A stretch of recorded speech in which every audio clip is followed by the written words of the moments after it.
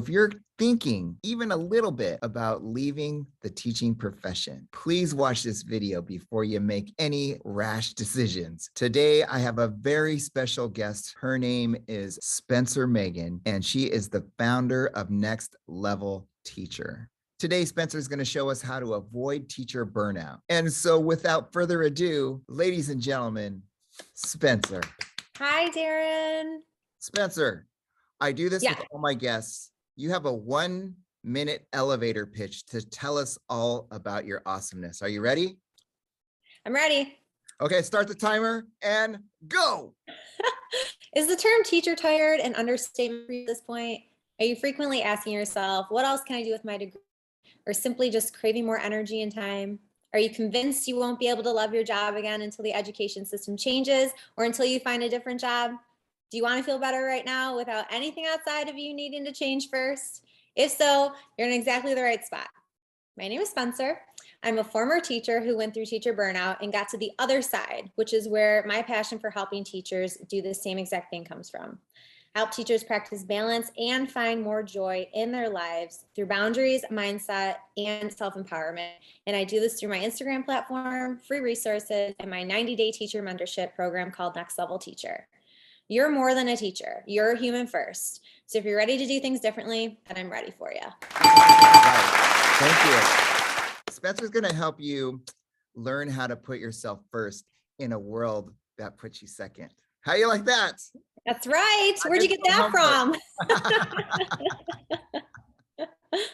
Okay, so if you are here, the title of the video is Before You Quit Teaching, Watch This First.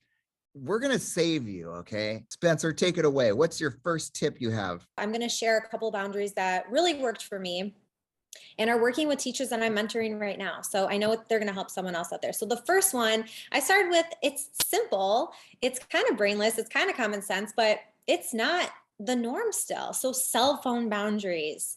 So my first thing, my biggest thing is delete the work email. Like you don't need the work email on your phone. You know, and the other thing is the work apps too. Like you also don't need Dojo on your phone. I never had either one. So as a teacher, and I was a dang good teacher, okay? Like I'm going to toot my own horn. I did a good job, but I was also like very good with this. So I didn't really have great boundaries the first couple of years, hence my burnout by year 2.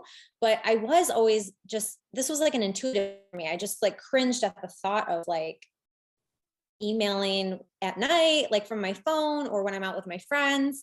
And like the biggest cringeworthy thing right now that I'm seeing, and it's also a huge red flag, and it's like completely burning you out, is parents having your cell phone number. You know, teachers will tell me that parents are texting me at 9 o'clock and I'm like, whoa, rewind. Like, why is this happening? Right? Like, so I think it's important to just remember the cell phone is your personal property. And you can give yourself permission to treat it as such. It does not have to overlap with school. You know, it also goes everywhere with you too. And when we have anything that goes anywhere with us, that's a lot of power that it has to control us without us if we don't set boundaries with it. You know, this is also going to help you start your day on a better foot and get better sleep. Because the other thing about cell phones is that a lot of us are waking up in the morning and checking it right away. For sure. I mean, what's that doing to our brain? Before we even get out of bed, we just roll over and we're like, Oh my gosh, yes. And this is a conversation for another day because it goes into like morning and night rituals, which I'm also huge on, and all of my teacher mentees have them and they're powerful. But you know, when we're checking our phone right away in the morning, whether it's social media, text messages, the news, email, like we're not letting our brain do what it's supposed to do, 1. And 2, we're igniting that stress response right away. And as teachers, we don't need any more stress. We're already faced with each day. So just something to think about, cell phone boundaries. Like, what do you need? Such a simple thing, common sense, but sometimes you just need to hear it from somebody to have it really resonate in your head. I love that. Cell phone boundaries. Yep. So tip number 2 is tap out more often.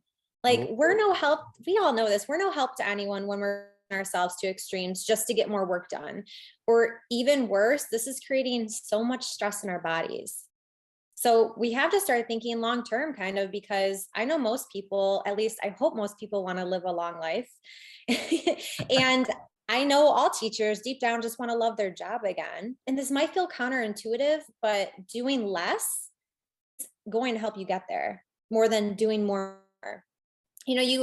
This is what worked for me. So this is why I'm suggesting this. This may work for you, may not, but you kind of have to set your mind to think of your job like a job with office hours. So what time do you get to work? What time will you leave work most days? When are you available for emails? When are you going to be available for contacting and responding to parents? When are you not available for those things? So things like that, decide what your hours of on are and try to stick to that. I understand that hearing this is not something we're going to hear a lot. It's not something we're going to be encouraged to do. So it's going to feel maybe scary and unrealistic, but it does work. And if I can just go a little deeper really quick on this one, when we do these things, like when we aren't tapping out, when we aren't leaving work at work, when we aren't treating our job like a job, this is kind of an overworking behavior, right? It's a burnout behavior, which usually stems from a burnout belief.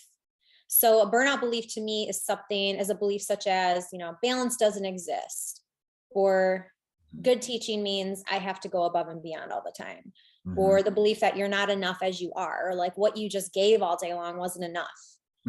So I just want to plant that seed for teachers to think about this, like, is your self-worth dependent on your work? Or do you have a burnout belief behind the scenes running the show? And if so, it's time to get support with that, because that's going to keep happening until you become conscious enough to identify this stuff and start getting support on that deeper level. That's great advice. Great advice. You got any others for us? Two more. Oh, awesome. All right. So the next one is protect your time as much as possible. So we all want more time. We all feel like there's this huge lack of time. And I could talk about time all day. There's a lot I do inside mentorship to help teachers really shift their perspective on time and create more time for what really matters. But today I'm just going to talk about protecting your time as much as you can when you're at work. And the reason is because me personally, I got really good at putting my head down and working during work time. So during work time was one of my guidelines, right? Like you have your 3 or 4 guidelines, work during work time. And I remember my 3rd year when I was really on this journey to healing burnout and feeling better, I was like, I'm going to use that on me. Like I'm going to hold myself accountable for that. So things like I stopped spending prep hanging in the office, for 40 minutes. Like what was I doing? I stopped chatting with my team about unproductive things so much. And this is a big deal because how often do we hear, again, I never have enough time? Think about it like this. If you spend 20 minutes a day, which 20 minutes a day doesn't seem like a lot, right? Yeah. 20 minutes a day doing something unproductive, like venting with your team or something, which is very normal. I think 20 minutes is probably like the minimum at this point. But 20 minutes a day times 5 days a week, that's 100 minutes, right? 100 minutes. Let's do the math. I mean, how much time is that? That's a lot of time, right? That could have been spent either, taking a 20-minute break to nurture your mental health that day. Yeah. Or 20 minutes to get something done and off your plate so that you don't feel pressured to take that home with you that night. Right. Yeah. Okay. So the last one is something that I think we're hearing a lot, but just start doing it, right? Share the load. Step 1 to feeling more balanced is understanding that you can't do it all. And more important, you don't have to do it all. How often do we think it's easier to do it myself? Or we claim to be the kind of person who just has to have their hands in everything, because we're convincing ourselves that that's just how we tick. It's not how anyone ticks.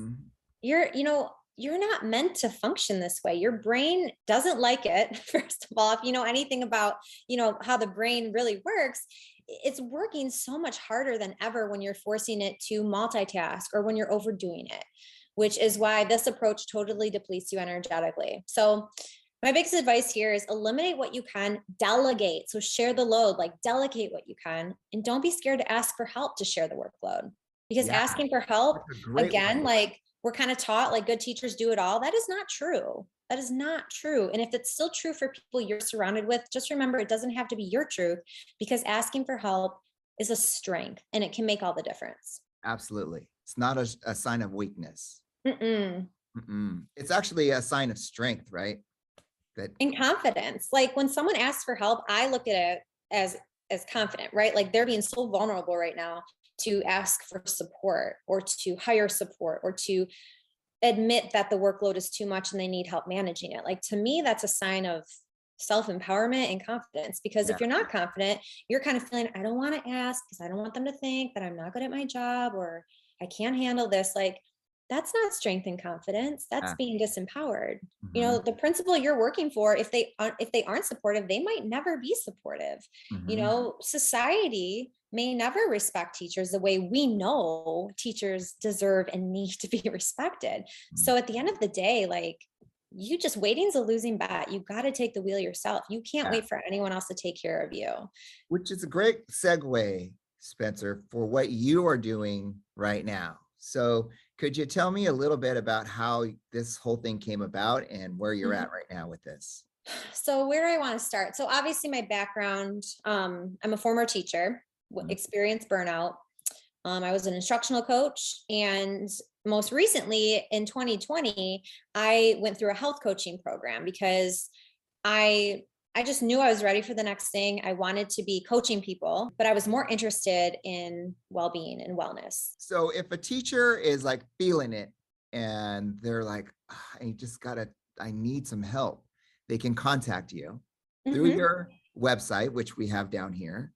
And so, what happens after that? On my website, you can click on the wait list Uh huh. for the next round. Okay. And they'll fill out a quick Google form. So I'll have all their information. In the wait list, you're going to tell me, am I doing this for the next round whenever that happens? I just want to know about it. Or do I need support right now? Like, I'm interested in working with you one-on-one, Spencer. Like, so they would indicate that. If I see that, after I look through their form, I'll contact them via email and we'll go from there. So after that, what we would do is we would hop on like a 20-30 minute call just to get to know each other. It's not really a consultation or anything like that. Just introduce ourselves. I'll tell them all about the program, and then they can decide if this is for them. And then after that, we would decide when we're going to work together, and then we'd be set to go. Awesome. I love this. This is, you guys, I've brought you a lot of guests before, but nothing like Spencer. Nothing like Thanks, Darin. this is like, I'm serious. This is so needed and so timely. And I just, I love everything that you do. Thank you so much. Who's the greatest basketball player of all time? Oh my God, why are you asking me that question? Me? I just played basketball today. Okay. I don't Not know. weird that I'd ask that. It'll make sense. Michael Jordan? Michael Jordan. Okay. What about football player? I don't know. Peyton Manning? Ah, God, you're you're embarrassing from me right now. Michigan. Here's my point, you guys. Peyton Manning, Michael Jordan, both had coaches. Okay. They True didn't go that. out there and try to do it themselves. Everybody needs a coach. So don't feel like you have to do this by yourself. Okay. Mhm. Because the greatest of all time needed a coach, Phil Jackson, to become the greatest of all time. He got Mhm. cut from his high school team. Everybody needs a coach. It doesn't mean you're weak. It means you're strong. It's the opposite. Breaking down these myths, you guys. All of Spencer's details will be in the description below. Okay. So you can contact her. You can get on the list. On the Woo! list, you guys. Make sure you're following her on all of her social media platforms. You're on Instagram and you're on TikTok, and now you're on YouTube. Yeah, my first YouTube, everyone. Don't quit this wonderful profession, you guys. Don't quit. Just take care of yourself and find the joy in this job again.